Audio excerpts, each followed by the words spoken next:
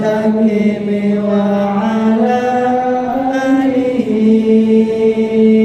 حق قدره ومقداره العظيم اللهم صل على سيدنا محمد الفاتح لما أغلق والخاتم لما سبق ناصر الحق بالحق والهادي إلى صراطك المستقيم وعلى آله حق قدره ومقداره العظيم اللهم صل على سيدنا محمد الفاتح لما أغلق والخاتم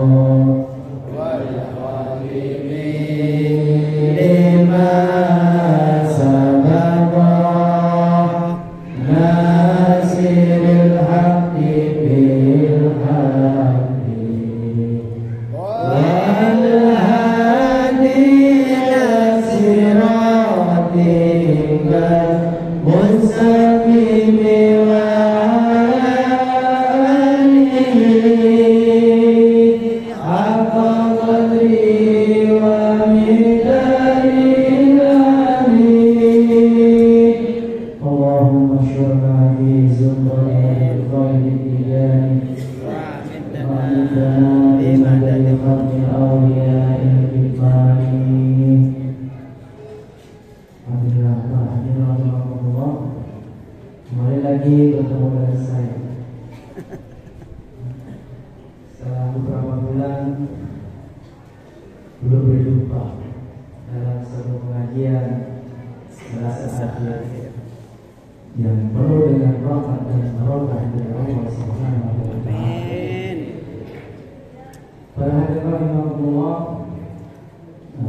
sebagaimana biasanya pada saat akhir saya sering mengupas mengenal biografi dari salah satu murid-murid sahabat-sahabatnya seperti Syekh Ahmad Tijani radhiyallahu anhu. Pada kesempatan kali ini saya ingin mengenal tentang seorang sahabat beliau yang dalam Kasyful Hijab ini bisa dicek di Kasyful Hijab halaman 389. Keterangan baru tentang Islam. Nama beliau adalah Ammu Ahmad Bambuna. Ammu Ahmad Bambuna. Kenapa demikian? Saya lihat profil beliau ini lumayan ajib. Beliau termasuk orang yang hebat, orang yang satu alim. Dalam kitab ini disebutkan Dzul Himmatil Aliyah. Beliau mempunyai ambisi menjadi orang yang hebat, yang sangat tinggi. Artinya dia ingin jadi orang hebat. Ciri-ciri orang yang hebat itu dia akan mengutamakan kepentingan umum daripada kepentingan pribadinya. Saya harus berguna bagi nusa, bangsa, agama. Itu orang yang Dzul Himmatil Aliyah. Dia tidak pernah berpikir untuk dirinya sendiri. Sama lihat Nabi Ibrahim alaihissalam. Nabi Ibrahim alaihissalam, beliau sama sekali dalam doanya tidak ada nilai-nilai egois dalam dirinya. Dia berdoa untuk satu, untuk dirinya, dua, untuk zuriyahnya, tiga, untuk orang-orang tuanya, dan terakhir untuk orang-orang muslim pada umumnya. Cek di doa-doanya Nabi Ibrahim alaihissalam. Artinya dia tidak berdoa untuk dirinya sendiri. Ya Allah, saya ingin kaya. Ya Allah, saya ingin pintar. Ya Allah, saya ingin punya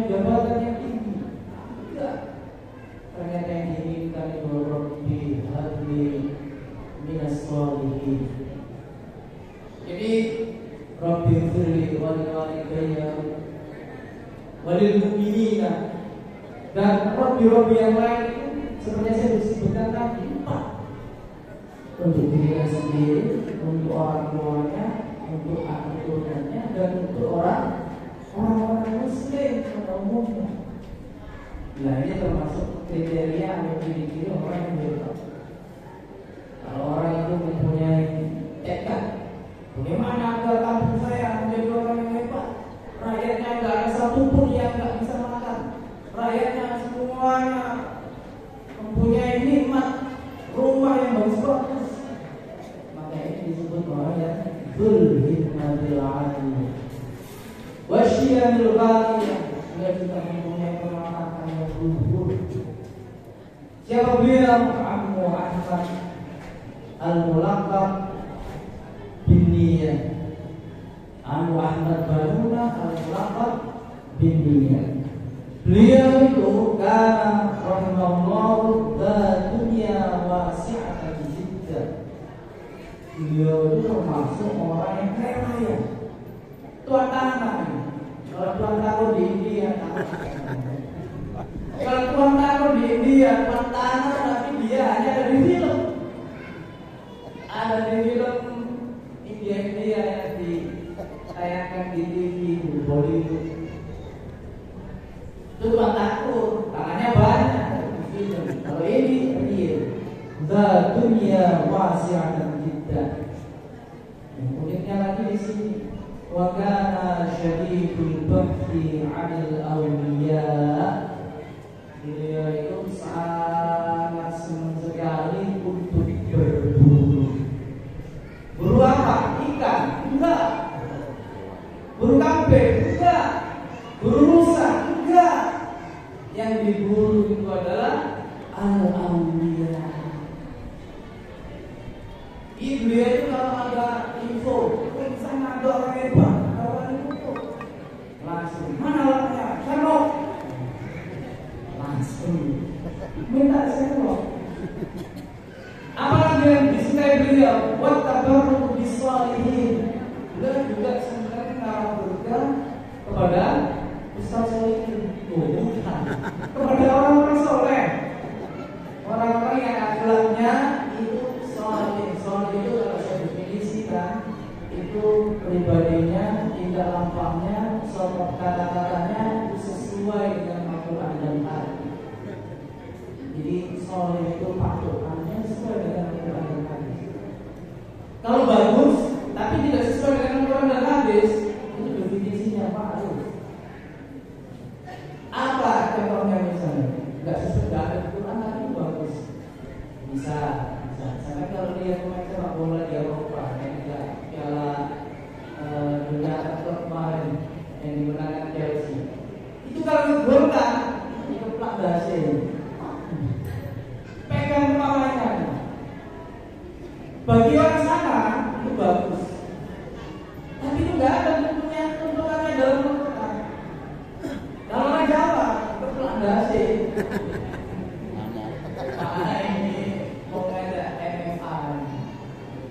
Artinya ini ada terus yang kemudian, maka ini disebut dengan makhluk yang disepakati oleh satu komunitas.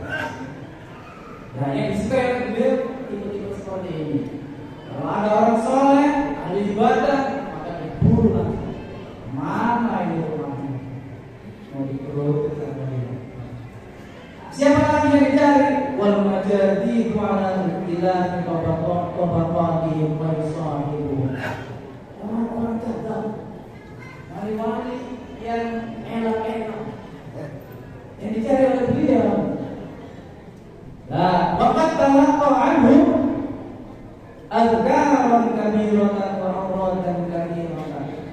Ketika bertemu dengan wali-wali tersebut, bertemu dengan orang-orang soleh tersebut, bertemu dengan orang-orang janda tersebut, yang diminta adalah ramalan, amalan yang memperkuat dirinya, wirid-wirid yang membuat dirinya jadi hebat, yang membuat dirinya jadi orang kaya, menjadi tuan tanah. Nah, Ini yang dilakukan oleh dia. Soal saya minta amal biar rumah saya tinggal 7 rumah, anak saya 7 di setiap rumah. Bukan 7 totalnya, di setiap rumah saya punya 7 sertifikat. Banyak. Nah, beliau juga ternyata ahli tirakat, sendiri. Jadi beliau berburu zikir-zikir atau cerita dari para aulia, carikan hidup. Nah, satu ketika walamma talaqa ma'a sayyidina radhiyallahu anhu, bertemu sowan kepada Sidi Syekh Ahmad Tijani radhiyallahu anhu. Wa ra'ahu abada bi qalbihi wa qalbihi, belum ada dengan serius. Dilihatnya Syekh Ahmad Tijani ini dengan pandangan yang serius, bukan orang biasa. Ini orang benar-benar hebat, diperhatikan betul Syekh Ahmad ini. Akhirnya sura yatahabba ila sayyidina radhiyallahu anhu, justru malah jatuh cinta. Ini orang bukan benar, orang hebat, jangan sampai ditinggalkan ini. Akhirnya beliau senang dengan Syekh Ahmad, cinta kepada Syekh Ahmad. Bil mawaddati yatahabba ila sayyidina radhiyallahu anhu bil mawaddati wa la yufariquhu ghalibul awqati, sampai nggak mau bisa sama Syekh Ahmad. Kalau sudah duduk pengen bergaul terus, pengen berjumpa terus, nggak mau bisa. Karena orang ini hebat dalam pandangan beliau ini Abu Ahmad Banu. Wa qalabal marwah ba'da al-marwah min sayyidina radhiyallahu anhu ayyuhaminahu firdaus syarif. Akhirnya beliau mengetahui bahwa Syekh Ahmad ini luar besar. Kalau begitu saya ditakdir, saya ingin dikasih wiridan-wiridan saya siap. Karena sebagaimana kita lihat dalam biografi makna beliau, Syekh Ahmad itu juga sama tipenya, sering berkelana menjelajahi bumi untuk mencari Marigoto. Dan apa yang diinginkan beliau? Beliau itu menginginkan satu, didoakan agar selamat di dunia dan akhirat. Jadi bertemu dengan Syekh Al-Wanjali, bertemu dengan Syekh Al-Tawasi, bertemu dengan Syekh Muhammad Al-Hibbi, bertemu dengan Syekh Muhammad Al-Hibbi dan lain sebagainya.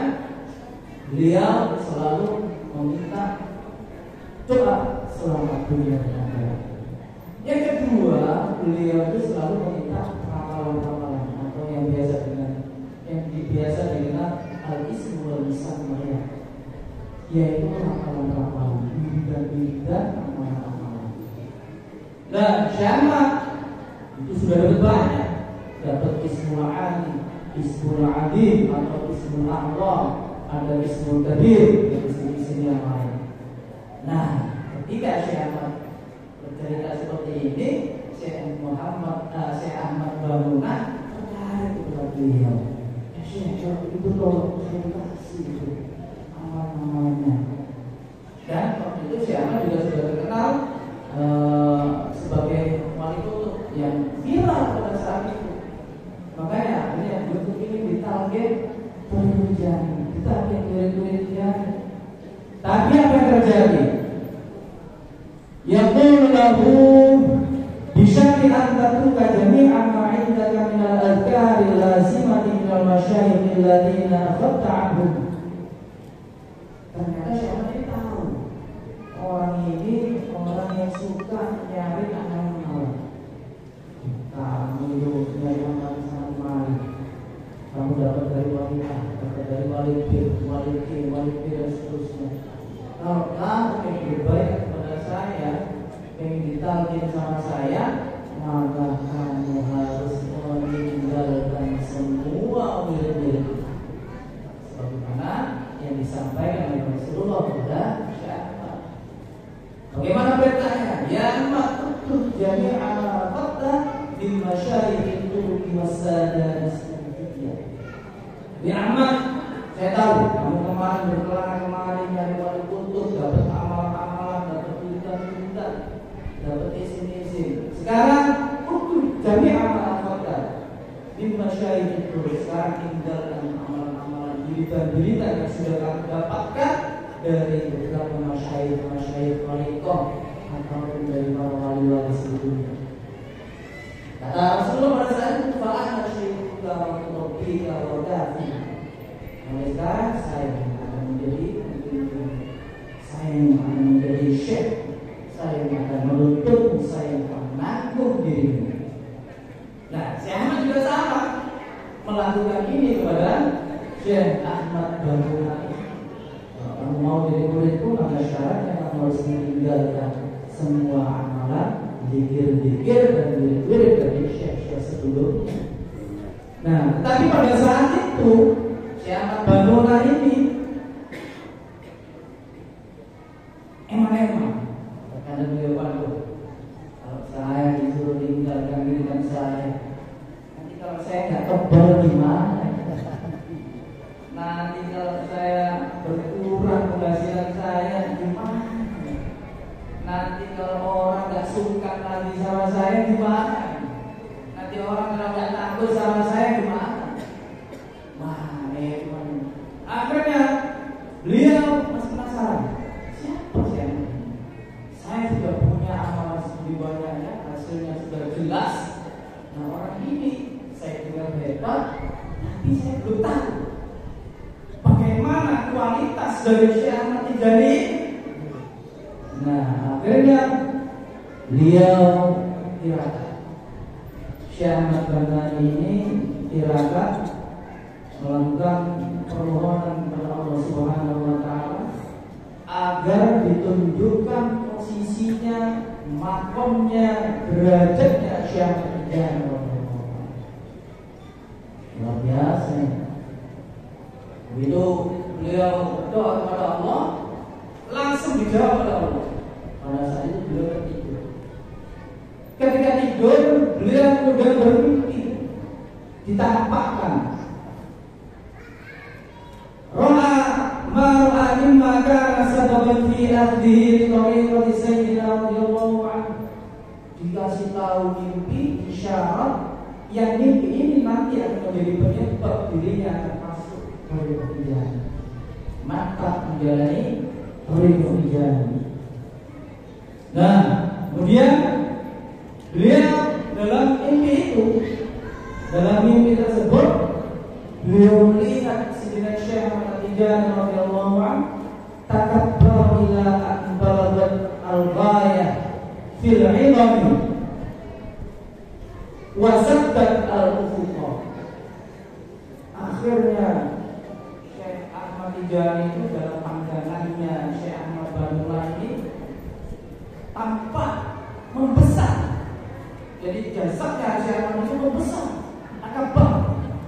Wujudnya ini jadi kayak semacam raksasa ya, kayak kita. Membesar, bahkan saking besarnya itu saddat al-ufuqa, menutupi semua ruang-ruang yang ada. Wih, sampai pernah lihat film Mahabharata ya?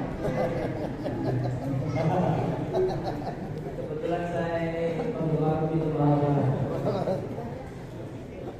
Ada satu adegan ketika Arjuna penasaran ingin ditunjukkan wujud aslinya Krishna. Nah, ini yang lihat mungkin tahu. Wah, masih beda. Waktu itu kan ceritanya Arjuna ini nggak mau perang karena lawan atau musuhnya sepupunya sendiri. Jadi Kurawa itu sepupunya. Nah, dia itu nggak mau meneruskan peperangan. Mau sudah saya malah sudah saya nggak mau perang. Ini lawan saya ini sepupu saya. Itu malah bilang gitu. Dewa Krishna memaksa Krishna, dia memaksa Arjuna. Kamu masih harus tahu karena sepupu ini sudah berbahaya. Kalau dibiarkan dia akan merusak ketentraman alam. Jadi dianggapnya seperti itu. Jadi Duryodhana itu dianggap kacau dunia. Kalau dia dibiarkan itu berbahaya untuk kelestarian alam. Akhirnya karena Krishna dipaksa, karena Arjuna dipaksa, akhirnya Krishna penasaran. Kamu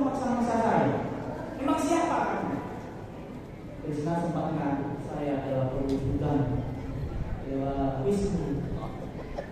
Kalau saya diutus untuk mendampingi kamu. Kemudian Arjuna itu juga. Kalau begitu tunjukkan wujud asli kita. Nah ini dalam film ya. Dalam film kemudian Krishna membesar tubuhnya. Ini bagus. Membesar gede. Membesar sampai menutup cakrawala. Ini wasatkat al-kufur. Ini membentoni seluruh ruang kufur. Tidak ada satu ruang yang tidak dipenuhi oleh jasadnya Krishna pada saat itu. Nah, bayangan saya, Syekh Ahmad juga dalam mimpinya Syekh Ahmad bangunan ini sama besar. Dan pengalaman spiritual ini kalau Anda opo, kalau Anda laku, insya Allah pasti kalian akan pernah begitu sedih atau mimpi melihat dirinya sendiri. Ini ada teman. Tinggal kemudian pelaku kalau dalam tidak bisa. Harus lagi. Nah ini yang dilakukan oleh Syekh Ahmad Bangunan ini. Dia melihat Syekh Ahmad Tijani membesar tubuhnya. Syekh Ahmad kok sampai membesar kayak gitu. Nah, ini beliau mulai kaget, terkagum-kagum, terheran-heran dengan kejadian itu yang ada dalam mimpinya. Nah, karena terheran-heran, kaget, akhirnya beliau terbang. Istaiqadha min manami. Akibat apa? Akibat jasul mufrid, yaitu kejadian ajaib yang luar biasa. Sampai membangunkan tidur beliau. Ketika bangun, istaiqadha min manami faqama min dini. Akhirnya langsung bangun. Wah, ini baru saja terjadi. Nah, kemudian wajah ila zawiyah mubarakah. Akhirnya beliau langsung balik pergi ke zawiyah. Zawiyahnya siapa? Zawiyahnya Syekh Ahmad Tijani. Wasa'ala an Sayyidina radhiyallahu anhu. Beliau bertanya tentang Syekh Ahmad. Dia kembali lagi ke zawiyahnya Syekh Ahmad, nanya, mana Syekh Ahmad? Saya ingin seorang, saya ingin kita ngomongin. Fakirlah lagi. Kemudian ada yang jawab, Anna mungkin nazari bil ma'al fulani. Oh, beliau dari sana tadi ke rumahnya orang. Fahadat fadahaba ila dari. Begitu tahu siapa ke rumah orang seseorang, maka beliau akhirnya pulang ke rumahnya. Wahayaan ma'yasrul badani. Akhirnya beliau mempersiapkan bekal. Wah, ini kayaknya jauh. Terus pulang dulu ngambil makanan. Karena perjalanan jauh. Dan dulu itu belum ada bis, belum ada Gojek.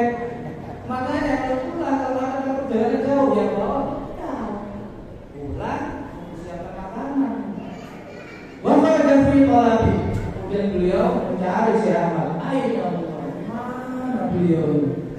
Umma inna Sayyidina radhiyallahu anhu qala li ashabil hadirin ma'ahu liyakum ahadukum limulaqati ahadil ashabina fa innahu fi masalil tariq. Ternyata Syekh Ahmad itu sudah kumpul dengan majelisnya, dengan para murid-muridnya. Ketika kumpul-kumpul di situ, Syekh Ahmad karena orangnya sudah dikasih oleh Allah, beliau tahu dikasih ilham oleh Allah.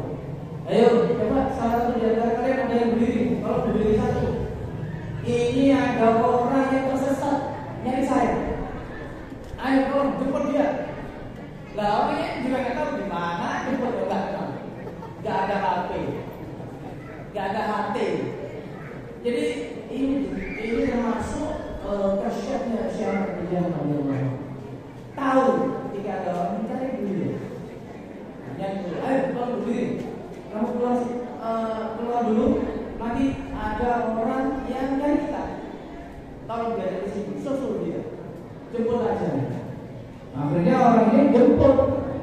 jemput Syekh Ahmad Bambuna yang tersesat karena dia nggak tahu di mana posisinya Syekh Ahmad dia. Ketika sampai walamma itma'anna bil majlis arada ayat sallallahu ala sayyidina radhiyallahu anhu bidzalika al-majma'il mubarak. Nah, pada saat itu kita akhirnya sudah dijemput oleh salah satu ilmuwan yang ada di situ di majelis yang mubarak itu. Kemudian kondisi sudah tenang, sudah saling kenal, sudah ngobrol dan lain-lain. Arada ayat sallallahu ala sayyidina radhiyallahu anhu. Syekh Ahmad Bambuna ini ingin cerita tentang mimpi yang sudah dialaminya kepada Syekh Ahmad. Karena beliau ingin cerita, ternyata Syekh Ahmad memberikan kode. Tidak boleh bercerita, tidak boleh bercerita tentang kejadian dalam mimpinya itu. Syekh Ahmad kasih kode, dan dia Sayyidina radhiyallahu anhu isya'an lima ra'ahu lil hadirin. Padahal Syekh Ahmad Bambuna cerita kepada hadirin yang ada itu bahwa ini loh, ternyata Syekh Ahmad di dalam mimpi saya itu orangnya hebat, makomnya sangat tinggi, beliau besar, saking memiliki ufuk. Maunya seperti itu ceritanya. Ternyata beliau dikasih kode. Jadi Syekh Ahmad nggak menahan langsung, cuma ngasih kode saja, kayak ngasih kode. Artinya gue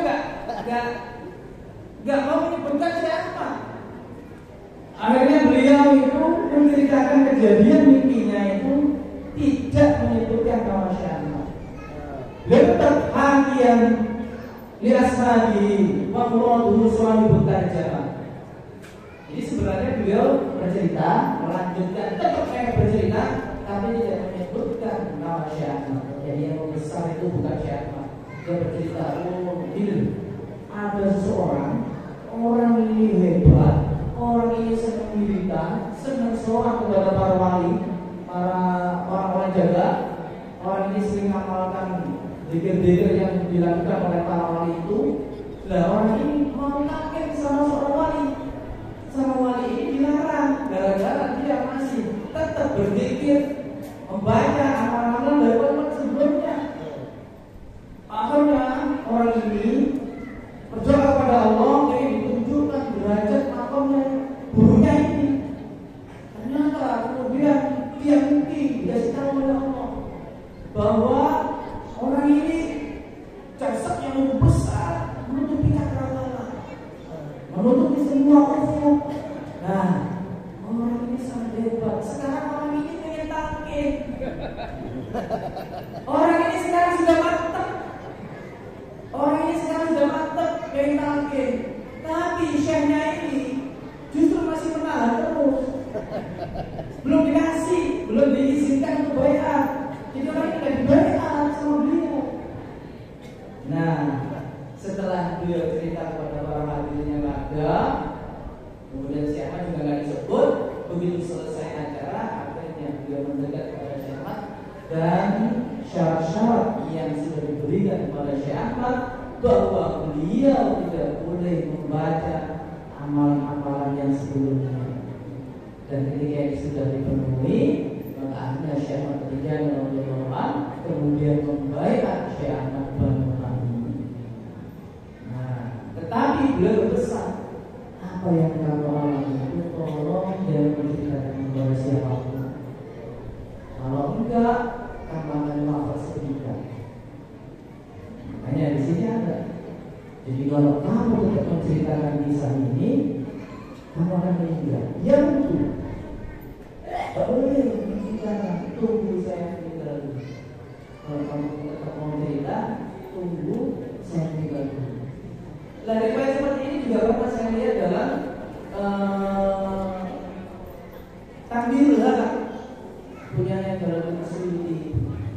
Nah, itu dikomentari dalam komentarnya di Takdirul Halak itu. Ini ada cerita. Ceritanya dalam Asy'ari ini itu mempunyai ilmu lewat bumi. Jadi beliau itu bisa membuat jarak yang jauh menjadi dekat. Sedekat aku dengan bumi. Nah, Jalur Rasuli pernah ngajak santrinya. Waktu itu santrinya sedang nyapu di halaman rumahnya. Kemudian Asyuti manggil, kamu mau ikut aku enggak? Iya, saya mau ikut panjenengan. Kemana pun panjenengan pergi.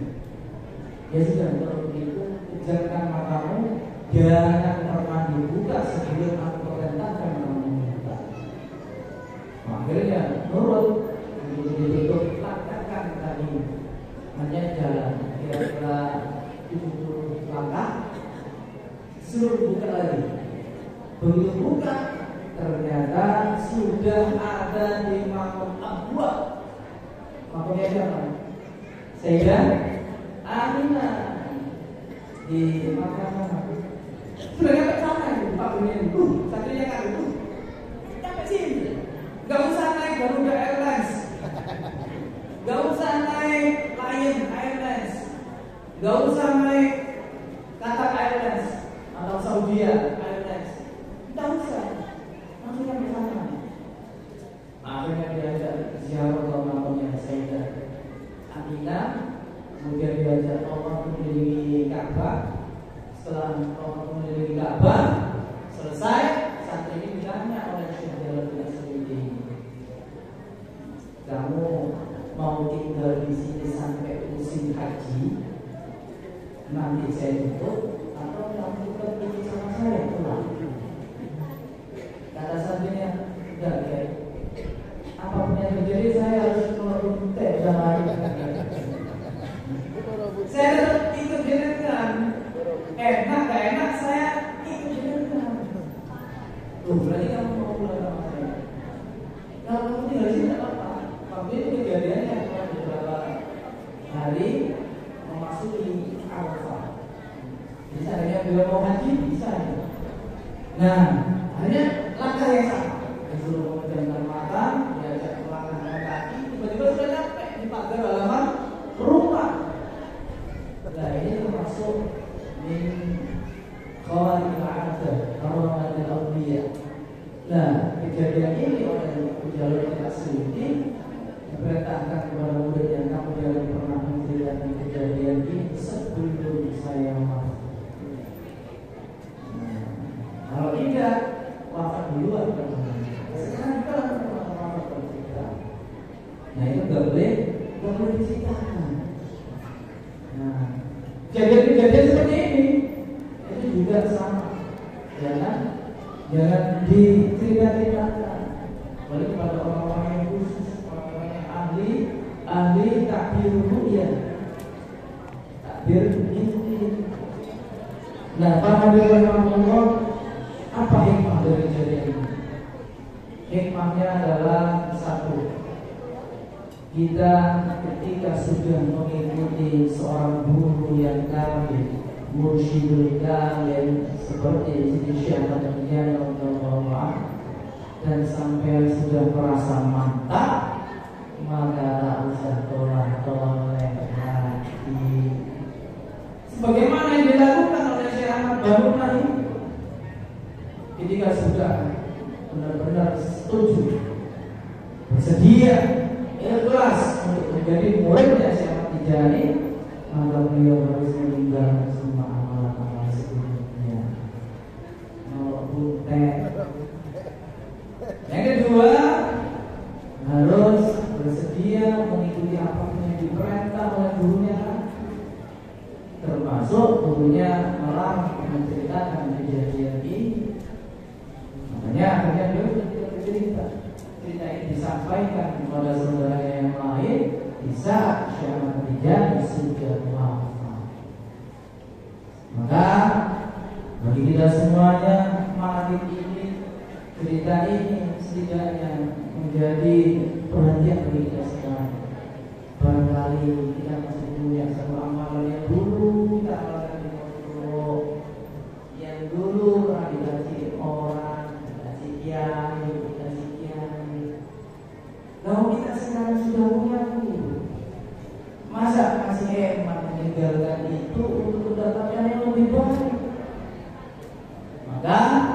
kisah ini sekali menjadi peringatan, menjadi perhatian bagi kita semuanya agar kita mencintai syiar Al-Quran dengan tulus, dengan ikhlas.